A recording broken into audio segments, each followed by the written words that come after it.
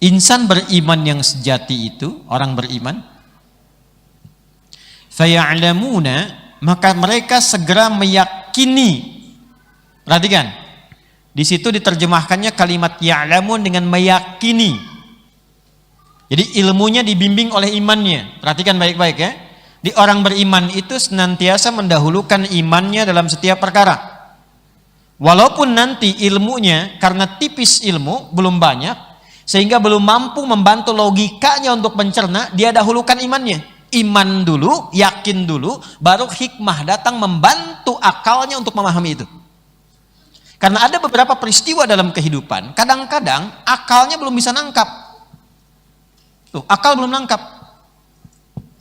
Dulu zaman Nabi SAW berangkat dari Mekah ke Palestina, dari Masjidil Haram ke Masjidil Aqsa, nggak mungkin dilakukan kecuali berbulan-bulan. Minimal misalnya bisa 3 bulan. Karena belum pernah terbayangkan satu kendaraan dengan kecepatan yang sangat luar biasa. Baik yang supersonik misalnya, atau ada kecepatan suara, atau kecepatan cahaya, belum terbayangkan. Yang ada gambarannya hanya pakai unta atau pakai kuda, silahkan bergerak. Jadi nggak kebayang kalau ada orang yang berangkat misalnya, ya baru berangkat malam udah balik lagi.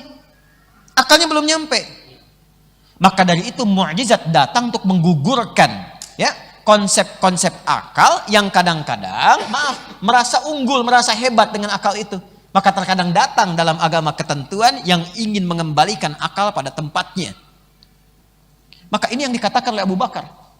Pada saat itu kelompok-kelompok Abu Jahal dan abu-abu yang lainnya, Abu Lahab ya. Kenapa Anda tertawa? Ini kan menangkap ini sebagai peluang. Jadi kalau ada ayat, ada wahyu yang dialami oleh Nabi SAW langsung, atau keterangan yang mereka duga ini nggak masuk akal karena kekurangan ilmu mereka langsung menyimpulkan ini sebagai peluru. Ya sama nanti. Kalau saya katakan, kalau tidak disebutkan kapan kejadian dan siapa tokoh sentralnya, itu akan terjadi di masa depan. Akan ada orang yang mencoba mengotak-atik isi Al-Quran dan menggunakan itu sebagai peluru untuk menyerang umat Islam sendiri. Atau setidaknya menggugurkan keyakinannya. Nah, ini terjadi. Maka Abu Jahal, ini penting sekali. Jadi Abu Jahal itu waktu terjadi peristiwa Isra Mi'raj, ini rahasia, dia langsung menangkap itu sebagai peluang untuk menjatuhkan Nabi. Ini yang saya tunggu. Ini yang saya tunggu. Tinggal satu orang lagi. Kalau satu orang ini menangkap logika ini dalam pandangan dia dengan baik, maka selesai dakwahnya Muhammad sallallahu alaihi wasallam. Maka dia kejar temui beliau yang mulia itu, sahabat Nabi yang paling dekat, Abu Quhafah, Abu Bakar As-Siddiq. Abu Bakar waktu itu radhiyallahu taala anhu, yang sekarang kediamannya ada di lokasi Hotel Hilton itu. Di kalau Grand Zamzam, kirinya ada jalan, depannya ada toilet, sampingnya ada kipas angin, yang kipas angin Parlemen Quraisy. Nah, itu yang Hilton yang lama ya, bukan yang baru. Itu kalau Anda naik ke atas itu, naik tangga, kemudian ada eskalator sedikit, keluar kanan itu ada musola. Nah, itu kediamannya rumah Abu Bakar As-Siddiq radhiyallahu taala anhu. Sebelah kirinya jualan sejadah murah memang di situ, tapi ke kanan lebih bagus. Itu Abu Bakar As-Siddiq di situ. Datang ke situ, dia menyampaikan, "Ayo sini," katanya. Ada sesuatu yang penting. Udah merasa menang tuh, tinggal satu orang ini. Orang udah kumpul-kumpul semua, tinggal satu orang ini. Bagaimana pendapatmu? Orang ini menunjuk pada Rasulullah mulia sallallahu alaihi wasallam. Ini Muhammad mengatakan, dia tadi malam baru ke Masjidil Aqsa di Palestina. Balik lagi sekarang di sini. Itu pun Nabi itu diprovokasi dulu sama Abu Jahal ini. Abu Jahal itu rumahnya, kalau Anda bisa gambarkan, jadi kalau nanti Anda umrah atau haji, nanti bisa lewat situ tahu gitu letaknya. Jadi posisinya di sini nih. Ini tempat deklarasinya ini ada di Jabal Qubais. Jabal Qubais itu yang sekarang ada istana raja di atasnya. Jadi kalau di sini ada Grand Zamzam, di sini ada Sofwa, Hotel Sofwa yang lama. Nah, ini ada jalan, ini ada istana raja. Ini dulunya bukit namanya Jabal Qubais ini. Ya, kalau Anda ke sini, Nanti masuk pintu King Abdul Aziz di sini, ke sini ada yang naik ke atas, ini belok yang ke kanan kalau dari sini.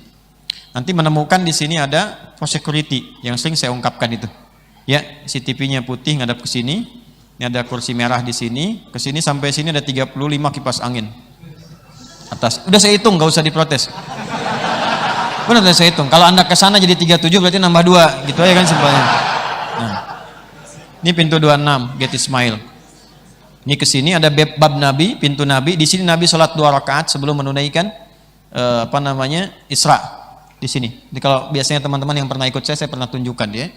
Kemudian ke sini nanti ada bab Ali, ke sini ada babus salam.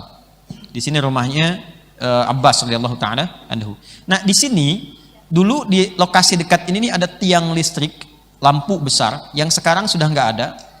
Tapi ada jembatan ke sini. Ini rumahnya Abu Jahal di sini. Nah, jadi dia bayangkan, dia provokasi Nabi. Nabi sudah berumah tangga dengan Sayyidah Khadijah, posisinya di sini. Di ujung Marwah ini. Yang sekarang wilayah ini ada toilet sini ya. Nah, ini di sini, itu dulu tempatnya Nabi. Nabi itu diajak Muhammad SAW. Jadi kenabinya bilang begini, umumkan, ini peristiwa besar. Harus tahu orang-orang di sini, kamu itu hebat dan sebagainya. Diumumkan, diangkatlah ke Jabal Qubais. Jabal Qubais ini simbol kekuasaan. Siapa yang ada di sini, artinya dia berkuasa, dia bisa merubah sesuatu.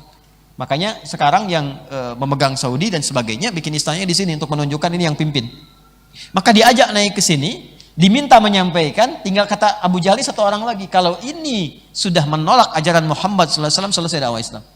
Maka dibawa ke sini, ini yang tadi Grand Zamzam, ini yang Safwa, nyebrang sedikit, ini ada jalan ke sini, ini jualan nasi-nasi India, IPB, India, Pakistan, Bangladesh, sini, ini ada Merpati, masuk ke bawah ada mall, yang di sini ada kemudian Hilton, yang warnanya krem, ininya, marmernya. Di sini ada toilet, depannya satu. Ini ada kipas angin yang di sini, tempat wudhu sebelah sini. Nah ini parlemen Quraisy di sini. Masuk ke sini, nah ini nah lokasinya Abu Bakar As-Siddiq. Dari sini kurang lebih lari ke sini, tarik. Apa jawabannya Abu Bakar As-Siddiq radhiyallahu taala anhu? Dikata beliau, ini belum disebut Siddiq.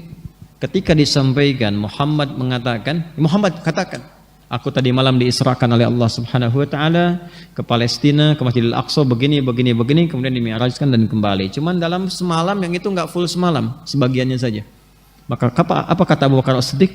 Kalau Allah Muhammad sallallahu alaihi wasallam mengatakan, saat ini di balik bukit ini ada kaum yang akan menyerang dan itu pun tidak terbukti, tetap saya akan beriman dan meyakini kebenaran Muhammad sallallahu alaihi wasallam. Abu Bakar tahu bahwa apa yang disampaikan Nabi tentang peristiwa Isra dan Mi'raj itu, ya itu bukan perkara yang bisa ditangkap akal pada saat itu karena informasinya belum masuk ke situ. Ini masalah iman. Makanya ada yang mempersingkat kalimatnya dengan bukan kalimat panjang tadi. Cuma Abu Bakar bertanya, Muhammad menyampaikan itu? Iya, kalau itu yang disampaikan Muhammad, saya yakin. Itu kalimatnya, saya yakin. Ada yang mendefinisikan dengan sesingkat itu. Nah ini rumus, karena dari situlah kemudian dari peristiwa itu disebut as-siddiq. Orang yang membenarkan sesuatu sekalipun itu belum sampai ke akalnya untuk dicerna. Karena itu kalau Anda mendapati dalam kehidupan hal-hal yang sekiranya belum mampu ditangkap oleh akal, logika Anda belum masuk ke situ, tapi dia tertuang dalam ayat, dalam hadis, jangan ditolak dulu, imani dulu. Iman dulu, nanti setelah iman Allah akan datangkan hikmah. Hikmah itu yang membantu akal untuk memahami.